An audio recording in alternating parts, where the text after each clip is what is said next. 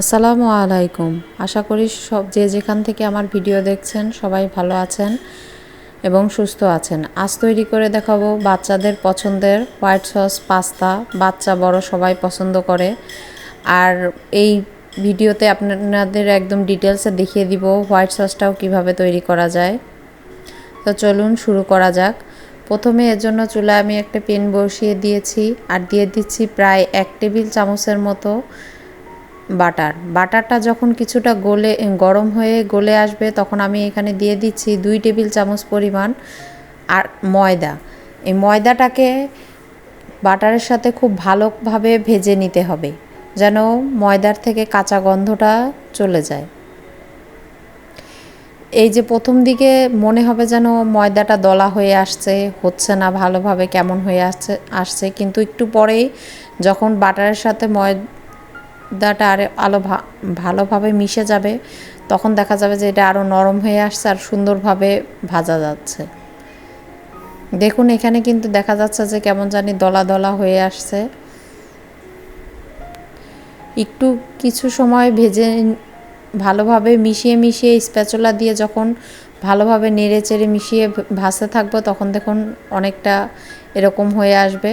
আর যখন বোঝা যাবে যে একটা সুন্দর ঘ্রাণ বের হবে যে ময়দাটা ভাজা হয়ে গেছে বাটারের সাথে, তখন আমি এখানে দিয়ে দিলাম 1 কাপ দুধটা দেওয়ার পরে প্রথম পর্যায়ে ময়দাটা কিন্তু একটু দানা দানা ভাব দেখা যাবে।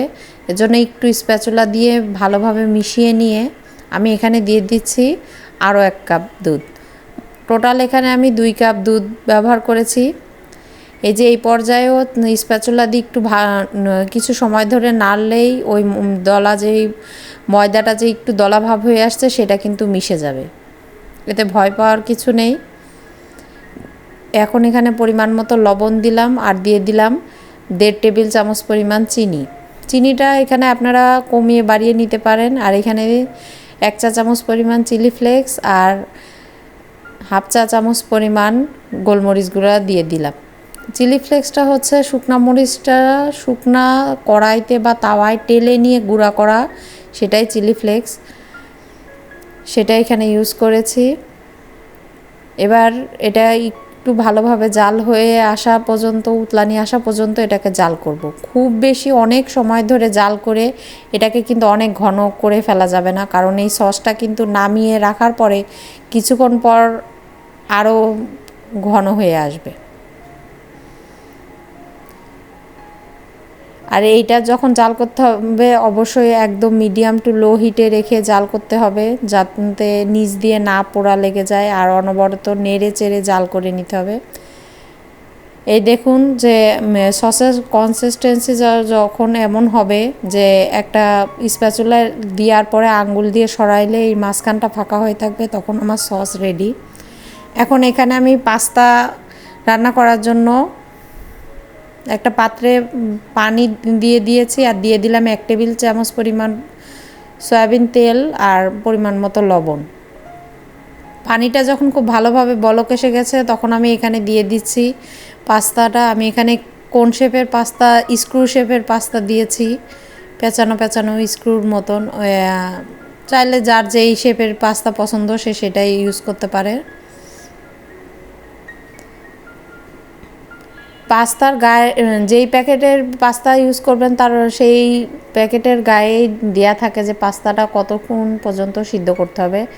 আমার এইখানে লেখা ছিল 10 মিনিট সময়, আমি এখানে 9 মিনিট পরে দেখাচ্ছি যে যখন প্রায় 80% সিদ্ধ হয়ে যাবে তখন আমি পাস্তাটাকে পানি ঝরিয়ে নিচ্ছি। এই যে একটা চালনির পারে পাস্তাটাকে ঢেলে নিলাম। এটা কিন্তু ধোয়া যাবে না, এইভাবেই এক সাইডে রেখে দিতে হবে। আর এখন আবার একটা ফ্রাই প্যান চুলায় বসিয়ে দিলাম। এখানে দিয়ে দিয়েছি প্রায় 1.5 টেবিল চামচ পরিমাণ বাটারটা একটু গলে আসার সময় এখানে দিয়ে দিলাম 1 টেবিল চামচ পরিমাণ রসুন কুচি। রসুনটাকে বাটারের সাথে খুব ভালোভাবে ভেজে নিতে হবে। কিছুটা ভাজা হয়ে আসলে, মানে একদম ভাজা হয়ে লাল হয়ে আসবে না, ভাজা হয়ে আসলে তখন আমি এখানে দিয়ে দিচ্ছি আগে থেকে গরুর মাংসটাকে আমি যেরকম চিকন করে ছাড়িয়ে নিয়েছিলাম হাত দিয়ে, আঁশটা যেটা আর কি গরুর মাংস সেটা ছাড়িয়ে নিয়ে এইভাবে রেখেছিলাম। চাইলে এখানে আপনারা মুরগির মাংস ব্যবহার করতে পারেন। আমি আজকে এটা বিফ পাস্তা বানাচ্ছি। এখন এই বাটারের সাথে গরুর মাংসটাকেও একটু ভালোভাবে ভেজে ভেজে নিচ্ছি। কিছুটা যেহেতু মাংস রান্না করার জন্য সময় লাগবে না। এখন এখানে দিয়ে দিচ্ছি লাল কালার আর সবুজ কালারের ক্যাপসিকাম আর কিছু গোটা করে রাখা পেঁয়াজ। আমি এখানে পেঁয়াজটাকে একটু গোটা করেই দিয়েছি, কারণ এটা পরবর্তীতে পাস্তার সাথে খাওয়ার সময় টেস্টটা বেশি ভালো লাগে। আর ক্যাপসিকাম আর কে যেহেতু খুব বেশি সময় ধরে কুক করতে হয় না, তাহলে এর ফ্লেভার প্লাস টেস্ট সবই নষ্ট হয়ে যায়। এজন্য এখন সামান্য একটু লবণ আর গোলমরিচ দিয়ে এটাকে একটু সটে করে নিচ্ছি।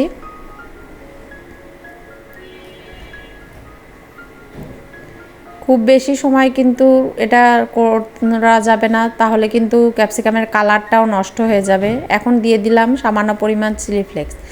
কেউ যদি মনে করেন যে ঝাল পছন্দ করেন না, সেই ক্ষেত্রে চিলি ফ্লেক্সটা এই পর্যায়ে আর গোলমরিচটা অ্যাভয়েড করতে পারেন।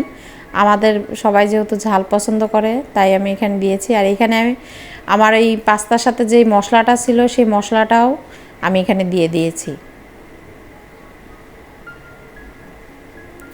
এখন দিয়ে দিচ্ছি প্রায় 1.5 টেবিল চামচ পরিমাণ টমেটো সস।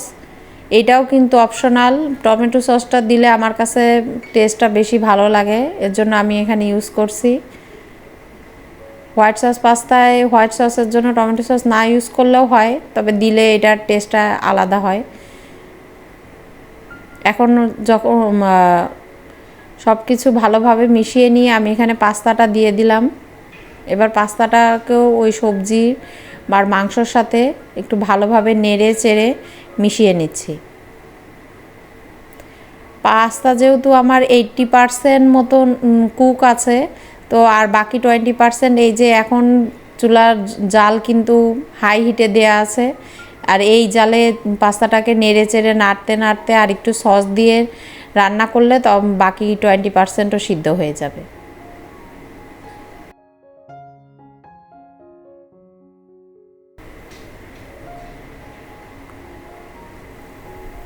এখন একটা পাস্তা আমি এখানে মুখে দিয়ে দেখে নিচ্ছি যে এটা লবণ আর সব কিছু ঠিক আছে কিনা। দেখছি সব ঠিক আছে, আর কিছুই দেয়া লাগবে না।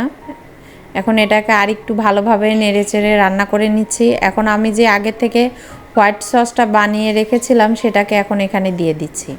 দেখুন আমার সসটা কিন্তু তখন যেরকম পাতলা রেখেছিলাম, এখন কিন্তু অনেকটাই ঘন হয়ে আসছে। সে আগের মতন আর পাতলা নেই। তো এখানে আর একটু মনে হয় আমার নিজেরই সসটা পাতলা রাখা উচিত ছিল। এর জন্য বুঝে অবশ্যই হোয়াইট সসটা চেষ্টা করবেন অনেকটা পাতলা রাখতে। হোয়াইট সসটা পাতলা থাকলে পরবর্তীতে ওইটা দিয়ে দিলে পরবর্তী ঠান্ডা হওয়ার পরে ওইটার কনসিস্টেন্সিটা ঠিক এসে যায়। আর কেউ যদি চিজ পছন্দ করেন, সেক্ষেত্রে এই পর্যায়ে হাতের কাছে চিজ থাকলে দিতেও পারেন, অথবা অ্যাভয়েডও করতে পারেন। আমার এখন হাতের কাছে চিজ ছিল না, এর জন্য আমি আর এখানে চিজ ইউজ করিনি। এই তো দেখতে দেখতে আমার পাস্তা রেডি হয়ে গেল। এখন এটাকে আমি বাটিতে সার্ভ করে দেখাচ্ছি। পাস্তাটা কিন্তু আসলে অনেক মজা হয়েছিল। তাহলে আজ এ পর্যন্তই, দেখা হবে নেক্সট কোনো ভিডিওতে। আল্লাহ হাফেজ।